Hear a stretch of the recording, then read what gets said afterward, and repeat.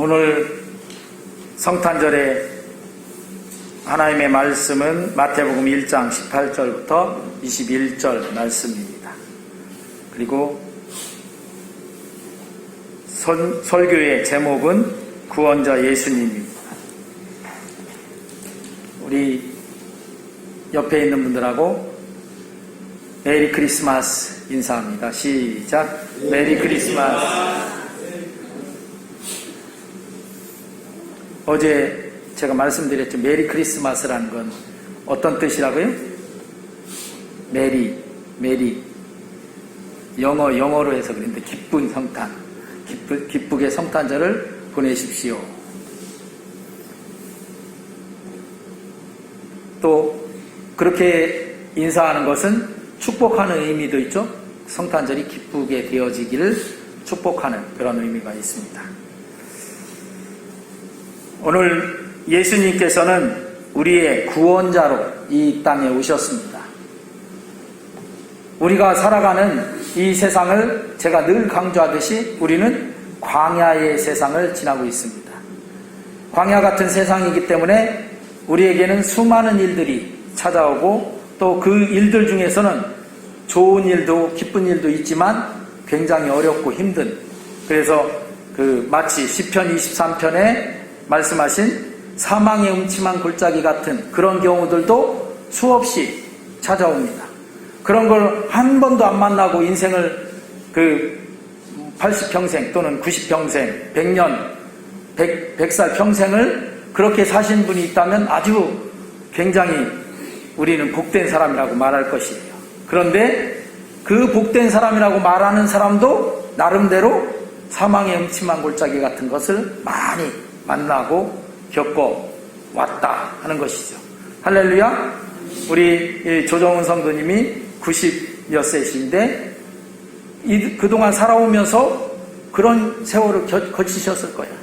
또 우리 연세 많으신 80이 넘으신 우리 어르신 성도님들도 그런 세월들을 살아왔고요.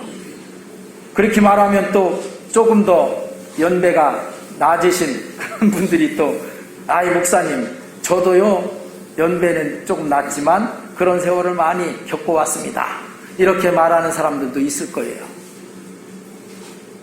근데 우리는 나에게 닥친 일은 굉장히 어렵고 힘들고, 그리고 다른 사람에게 닥친 일은 내가 닥친 것보다 조금 덜 힘든 그런 듯한 그 느낌들을 보통 가져요. 그래서 그런 말이 있잖아요. 다른 사람은 지금 죽을 똥살똥하는 그런 어려움이 있는데 그때 나는 그래도 별로 그렇게 심하게 어렵지 않은데 가시를 찔려서 이 손끝에 가시가 박혔어. 그러면 그 사람이 그 죽을 똥살똥하는 어려움 그거보다 뭐가 더 아파요? 나는 내 손끝에 가시 박힌 게 더 아파. 그렇잖아요. 실제로 그렇게 우리는 참 어떻게 보면 이기적인 존재인지도 몰라요. 굉장히. 그런데 그런 우리에게 예수님이 구원자로 이 땅에 오셨다는 것은 우리를 구원해 줘야 될 필요가 있기 때문에 하나님께서 예수님을 구원자로 보내주셨다 하는 것입니다. 할렐루야. 그래서 예수님이 오셔서 그런 말씀을 하셨죠. 의원이 병든 자, 어려움을 당하는 자에게 의원이 쓸데있지, 그렇지 않은 사람에게는 의원이 쓸데가 없다.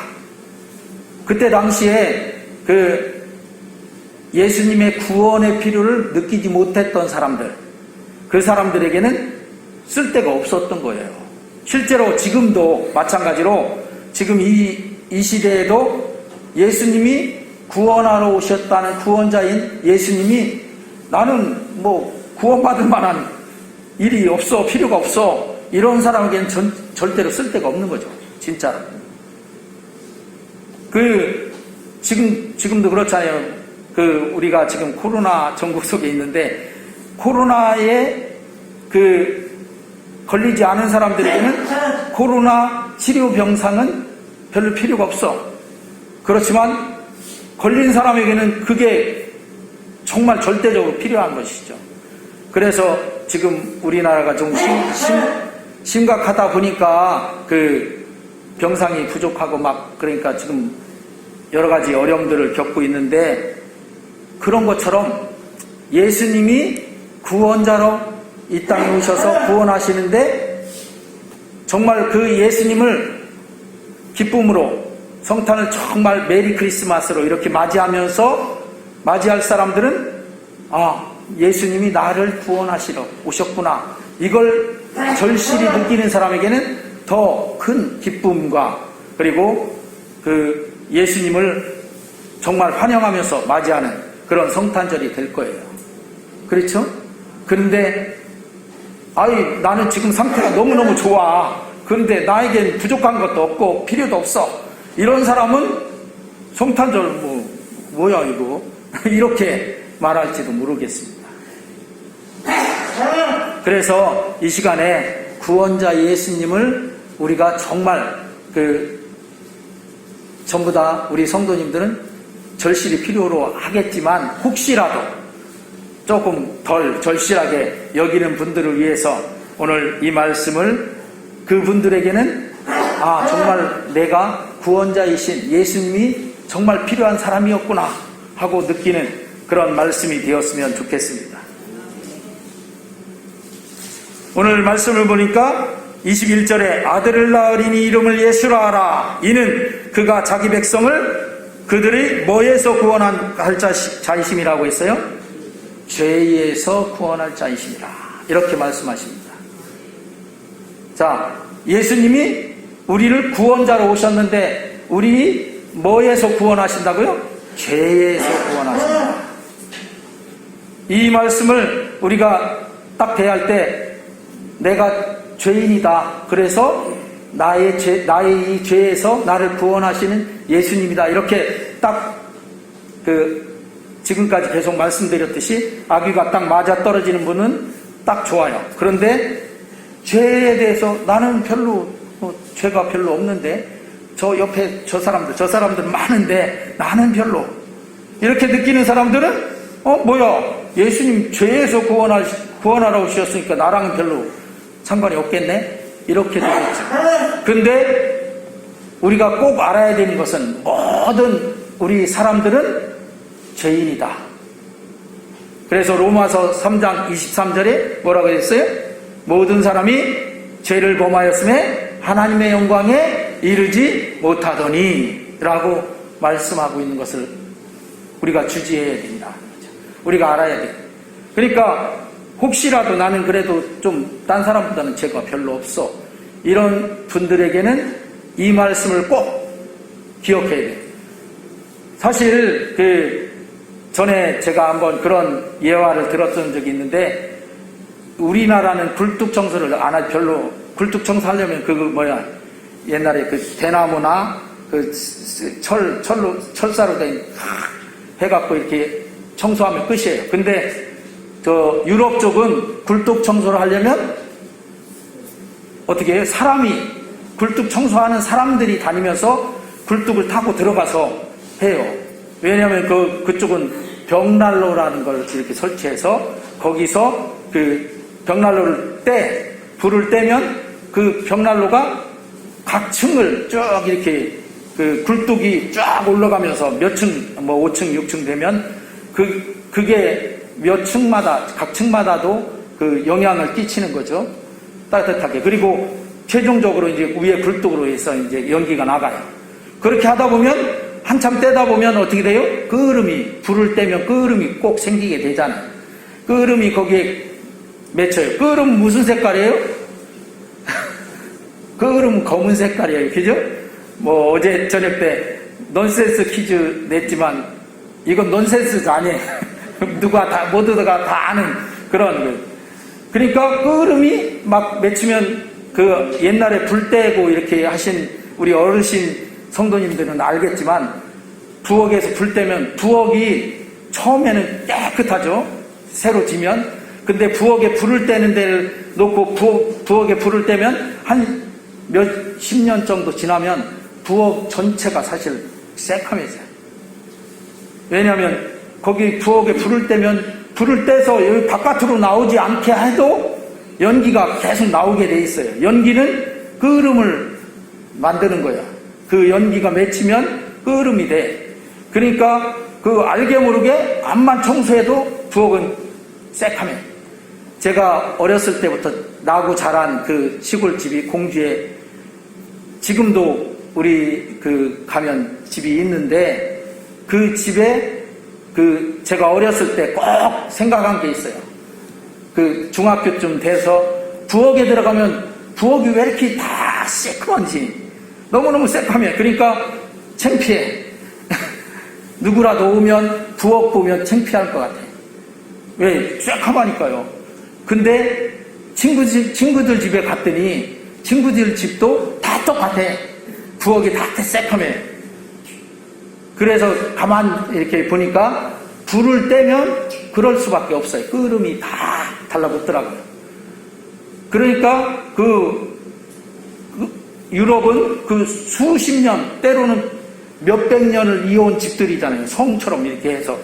그런 집들은 굴뚝 청소를 해요. 그런데 그 굴뚝 청소는 굴뚝을 좀 크게 만들어서 사람이 들락날락 할 수 있도록 사다리처럼 박아놓고 거기를 청소하도록 이렇게 만들어 놨다고 해요. 그러니까 굴뚝 청소하는 그런 사람들이 있어요. 근데 덩치가 큰 사람들은 굴뚝 청소하기 힘들죠. 그러니까 대부분 소년들이, 이제 나이 어린 그 소년들이, 그리고 몸집이 좀 작은 그런 소년들이 한단 말이에요. 근데 굴뚝 청소를 해갖고 딱 만나면 이쪽 굴뚝 저쪽 굴뚝이 이제 둘이 들어가서 청소를 해갖고 쭉 올라가갖고 딱 나가면 굴뚝 끝에서 나가죠. 그러면 어디는 옥상으로 나간단 말이에요. 그래서 이제 소년이 굴뚝 청소를 했어. 한 건물에 양쪽 쫙 해갖고 나가서 딱 옥상에서 딱 이렇게 나갔는데 서로 얼굴을 딱 보니까 어때요? 수검둥이 척하겠죠. 근데 그 소년은 왜 일을 해도 어떤 사람은 일을 한 티를 많이 내는 사람이 있고, 일을 했어도 일을 한 티가 하나도 안 나는 사람도 있고 그랬잖아요. 청소를 해도 이제 한 사람은 깨끗이 자기 얼굴은 별로 안 묻어. 근데 한 사람은 되게 묻어. 그래갖고 딱 나갔는데 한 사람 굉장히 이제 얼굴에 많이 묻었고, 한 사람은 별로 안 묻었고. 그래서 두 사람이 딱 마주쳤어요. 그래, 아이고 수고했다 그러면서 얼굴을 빨리 씻으러 가야 되겠다 해갖고 얼굴을 빨리 씻으러 간 사람이 누굴까요? 에? 깨끗한 사람이 씻으러 갔을까요? 더러운 사람이 씻으러 갔을까요? 더러운 사람이 씻으러 가야 하잖아요, 원래는. 근데 자기 모습은, 자기 얼굴은 못 봐. 그러니까 누구를 보고? 상대방을 보고, 상대방은 깨끗하거든? 나도 저런가 보다.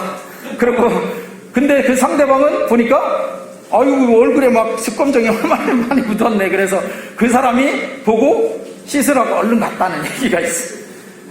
그것처럼 우리가 죄에 대해서도 그렇게 죄가 많은데도 불구하고 다른 사람 보니까 착하게 살고 나도 그래 괜찮은 것 같아.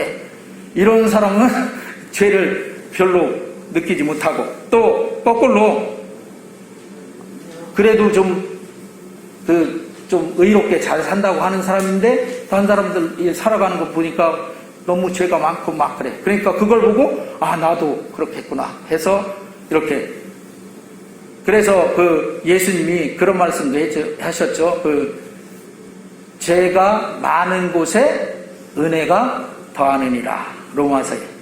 그건 죄를 많이 지은 사람이 은혜를 더 받는다 이런 얘기가 아니고, 그 죄를 많이 깨달은 사람, 그러니까 내가 이만큼 죄가 많구나, 그러니까 이 죄를 용서받아야지, 내가 하나님 앞에 이 죄를 고백하고 그렇게 할 때 용서받는 그 은혜가 더 많아진다 이런 얘기입니다.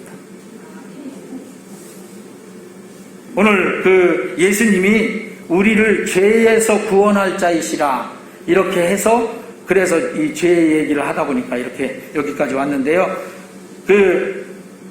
왜 그러면 이 죄에서 우리를 구원하시는 그런 예수님으로 오셨을까? 죄는요, 우리를 어떻게 해요? 로마서 6장 23절에 한번 암송하실 수 있을 테니까 보통 죄의 싹은 시작. 죄의 싹은 사망이요. 그 다음에 우리 주 예수 그리스도 안에 있는 은사는 영생입니다. 아멘. 죄의 싹은 사망이라고 이렇게 했어요. 여기서 사망이라는 것은 우리 사람들은 한 번 죽는 것은 다 정해진 바라고 했잖아요. 이브리서 9장 27절에 사망은 다 오는데 뭘 죄의 싹은 사망이라고. 여기서 말하는 사망은 영원한 사망, 둘째 사망이라고 하는, 그러니까 지옥에 들어가는 그 사망을 말합니다. 그러니까 죄 때문에 영원한 사망, 지옥에 들어가는 그 사망이 우리에게 온단 말이에요. 거기서 건져내어서 구원할 자가 바로 예수님이시다 하는 것입니다. 할렐루야. 그래서 요한복음 3장 16절 한번 같이 해볼까요? 하나님이 세상을 이처럼 사랑하사 독생자를 주셨으니 누구든지 예수 믿으면 멸망하지 않고 영생을 얻으리라. 요한복음 3장 16절 주 예수를 믿으라. 그리하면 너와 내 집이 구원을 얻으리라. 누구든지 예수 믿으면 멸망하지 않고 구원을 얻으리라. 사도행전 16장 31절. 제가 이 율동을 어렸을 때 배웠던 것 같아요. 근데 이게 좀 마음에 안 들었어요.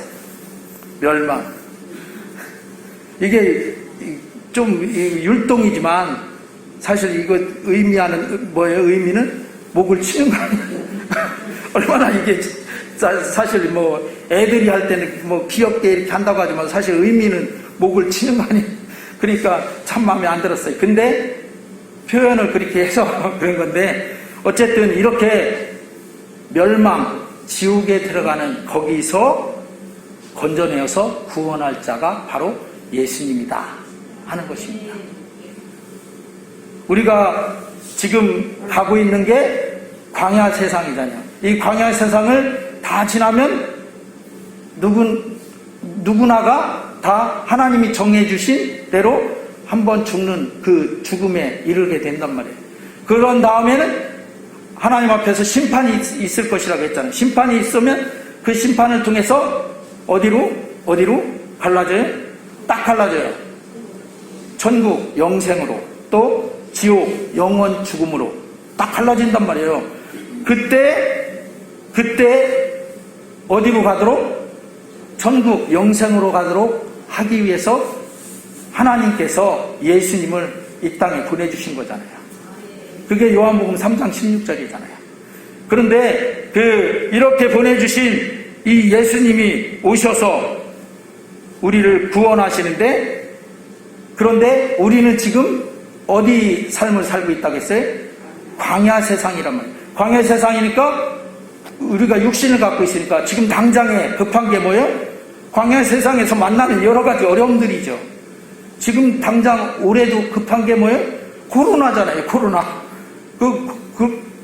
코로나 말고 더 저기 한 건 조금 멀어. 그죠? 지금까지 제가 말씀드렸지만 구원받아서 천국 들어가는 것도 좀 멀어 보여. 그죠?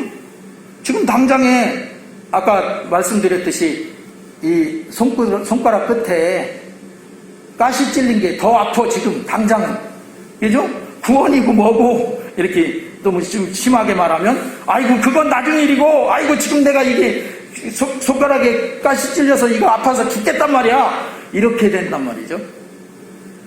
그런 지금 우리 상태인데, 그런데 이 성탄절은 그런 우리 상태에도 놀라우신 의로와 하나님의 기쁨이 임할 수 있는 그런 성탄절이다 하는 것입니다. 한번 그 이유를 제가 설명을 할 테니까 잘 들어보세요. 그러니까 지금 당장은 어려움에 당해서 그 광야 세상에서 막 부딪히는 여러 가지 어려움 때문에 막 어렵단 말이에요. 그런데 요걸 지나고 나도 어떻게 해요? 산 넘어 뭐예요? 산. 골짜기 지나 또 골짜기. 이렇게 또 이거 넘는다고 해서 또 어려움이 없지는 않아. 그러니까 자꾸 어려움이 자꾸 닥쳐온단 말이에요. 그런 속에서 우리가 살아가는데, 그런데 우리 마음속에 이 어려움들, 이 광야 세상을 지나고 나면 나는 어디로 간다? 천국의 영생의 하나님의 그 영원한 그 천국에 간다. 이 소망을 가지고 있는 사람은 어려움을 닥쳐도 또 닥쳐도 어디를 바라볼 수 있어요? 천국, 거기 소망을 바라볼 수 있단 말이에요. 그런데 그 소망이 없는 사람들은 어때요? 어려움을 닥쳐서 이걸 어떻게든 이겼어. 근데 또 닥쳤어. 또 어떻게 바득바득 그것만 계속 그것만. 그래서 우리가 우리 주변에 있는 이웃에 있는 사람들에게 그 소망을 전해줘야 되는 거예요. 그게 전도예요. 그렇죠? 왜? 그 사람이 이 세상에 살 때는 나보다 훨씬 더 부유하게 잘 살 수도 있어요. 그러면 저 사람은 잘 사니까, 부유하게 잘 사니까 이거 복음 전해줄 필요 없다? 아니죠. 그 사람은 지금 세상에서는 부유하게 잘 살지 모르지만 소망이 없어. 왜? 지옥으로 가는데 무슨 소망이 있어요. 그러니까 우리가 그 천국 소망을 가르쳐 줘야 되는 거예요. 그걸 갖고 살아갈 수 있도록 해줘야 되는 거예요. 그게 전도인 거예요. 하나님께서는 예수님을 이 땅에 보내주셔서 바로 이 소망을 우리에게 주신 거예요. 그러니까 우리가 아주 사망의 음침한 골짜기 같은 광야 세상을 살아가도 여기서 이 천국 소망으로 그때마다 다 잘 이기며 나아갈 수 있는 우리 성광교회 성도님들 되시기를 주의 이름으로 축원합니다. 그런데 그 힘이 되는, 소망이 되는 원천적인 힘이 어디서? 하나님께서 예수님 우리에게 주셔서 예수님이 우리 속에 영접되어서 그 예수님이 나와 함께 하심으로 그 소망으로, 그 하나님의 그 사랑으로 넉넉히 이겨나가시는 그런 삶을 살아가시기를 주의 이름으로 축원합니다. 그런 나를 주신, 그런 예수님을 주신 바로 기쁨의 성탄절이 바로 오늘인 것이죠.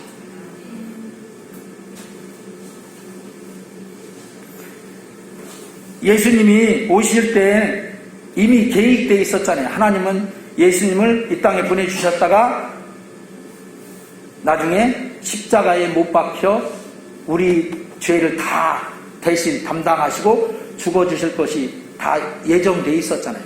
계획이 되어 있었죠. 그런데도 예수님 오셨잖아요. 그리고 예수님이 그 겟세마네 동산에서 기도하셨듯이 하나님 아버지, 이 잔이 그냥 지나가게 좀 해달라고, 너무 고통스러우니까. 그러나 내 원대로 마옵시고 아버지 원대로 되기를 원하나이다 하고 그걸 받아들이고, 결국 그래서 우리가 예수님의 그 하나님의 그 뜻을 순종해서 이루어 주심으로 우리가 그 놀라우신 천국의 소망을 갖고 살아갈 수 있도록 되었잖아요. 할렐루야. 그 일이 시작된 게 바로 언제부터 시작된 거예요? 성탄절, 이때부터 시작된 거예요. 그래서 성탄절은 구원자 예수님이 이제 그냥 일반적인 객관적인 구원자 예수님 이렇게 얘기하면 나랑 좀 머니까, 나의 구원자 예수님이 오셔서 나를 구원하신 그 놀라우신 일을 시작하신 바로 그날이 이 성탄절이다. 이렇게 하면 내게 성탄절이 가장 의미 있는 날이 될 수 있죠. 아멘. 그렇게 받아들이고 그렇게 의미 있는 날이 되시기를 주의 이름으로 축원합니다. 기도합니다.